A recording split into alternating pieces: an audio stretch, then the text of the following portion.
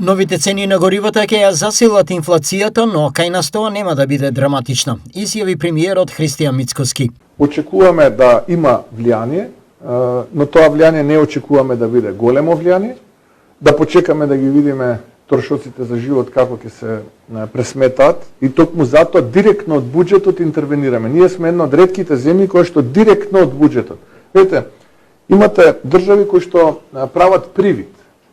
Ги качуваат акцизите, тоа е товар директно на горивото за 100%, 200%, па сега 50% намалува. Не, ние директно данокот го намалуваме. Тоа кое што го собира државата. Ние покажуваме дека оваа влада се грижи за граѓаните директно од буџетот, а не со трикови. Ќе ги качиме акцизите дупло, па потоа ќе ги намалиме за 20-30%. Тоа е разликата меѓу одговорна влада, која што се грижи за граѓаните и за стандардот на граѓаните, и влади кои што прават.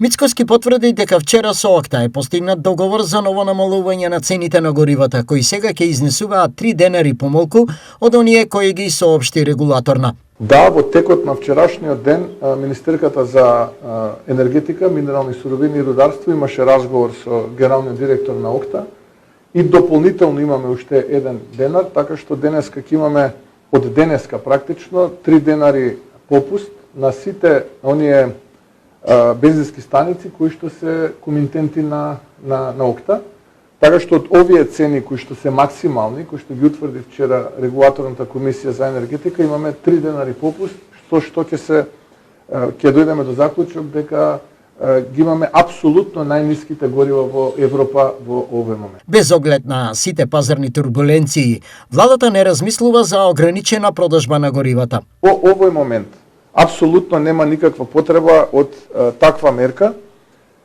и не само со дизел горивата и со бензините безоловни со 95 и 98 октани. Информиран сум дека и дел од околните аеродроми се снабдуваат со керозин од ОКТА, односно од кај нас.